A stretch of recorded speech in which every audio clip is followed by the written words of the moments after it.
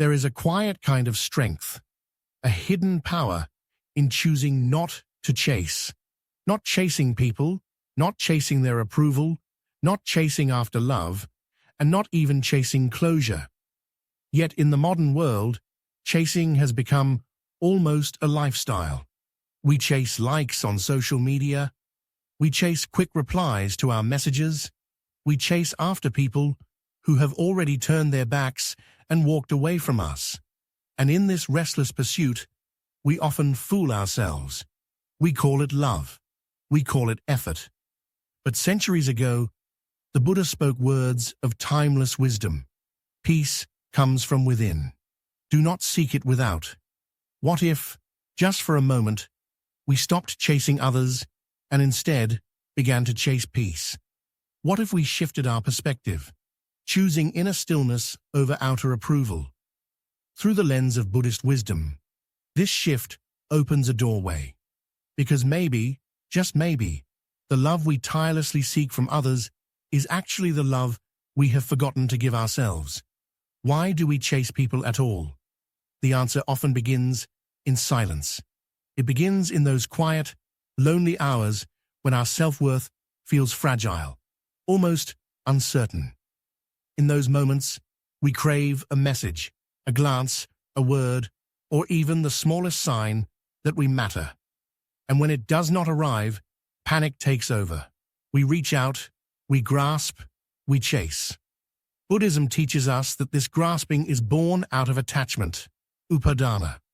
We cling to the idea of love, to certain outcomes, to the belief that another person can complete the parts of ourselves we do not fully accept.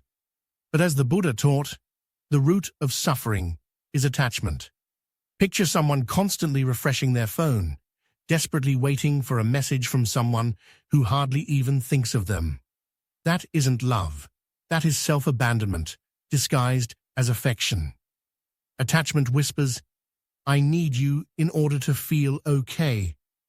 But peace answers softly, "Even if you leave, I will still be whole." Many of us hold on to the belief that if only we could make someone stay, if only they could love us back, then we would finally find peace. Yet this belief itself is a trap. From the Buddhist view, this is Maya, the illusion that something outside of us can provide lasting happiness. But everything outside is impermanent. People walk away, words are forgotten, feelings shift like the wind. The Buddha reminds us, nothing is permanent except change itself. When we anchor our peace in what is unstable, we unknowingly sign ourselves up for suffering. And that is why the true path asks us to turn inward, to search for peace, not in someone else's arms, but in the simple rhythm of our own breath. And when we stop chasing people, something extraordinary unfolds. We don't collapse. Instead, we rise. Anxiety gives way to stillness. Confusion melts into clarity. Chaos transforms into calm. Detachment, in the Buddhist sense, is not coldness or indifference. It is a gentle warmth, free from dependency. It is love with open hands, not clenched fists. A calm person becomes like a still pond. Even when storms pass overhead, the water always returns to stillness. And from this stillness, we radiate an energy that draws the right souls toward us, not through force, but through harmony. Instead of attracting drama, we attract depth. Why? Because peaceful energy is magnetic. Let me share with you a story. Once, there was a man holding tightly to a thick rope. At the other end of the rope was someone he loved, but that person was walking away. In his desperation, he tightened his grip, thinking, if I just hold on harder, if I don't let go, they will return. But the rope was drenched in fire. It scorched his palms, blistered his skin, yet still he clung. Until one day, the pain grew heavier than the hope. With trembling hands, he finally released the rope. He expected to fall apart, but instead, he fell into peace. This story reminds us, letting go is not weakness. Sometimes it is the highest form of self-respect, because peace is not found in the grip, it is found in the release. Think of a person who endlessly chases replies. They send a message, silence follows. They send another, still silence. They replay every word, asking themselves what went wrong. But from the Buddhist perspective, this is suffering rooted in craving, tanha. We crave attention to patch the emptiness inside. Yet that void is not supposed to be filled by others. It is meant to be understood by us. When we stop craving that reply, that validation, we begin asking deeper questions. Why do I need their response to feel worthy? Can I sit with myself in silence and still feel whole? And it is in that space that healing begins. So how do we stop chasing and start cultivating peace? Here are a few gentle practices inspired by Buddhist mindfulness. 1. Observe your cravings. When the urge arises to reach out, to cling, or to make someone stay, pause. Sit with the feeling. Let it rise like a wave without immediately reacting. Don't judge it, don't fight it, simply observe. Cravings are passing clouds, not permanent truths. As the Buddha taught, craving is the root of suffering.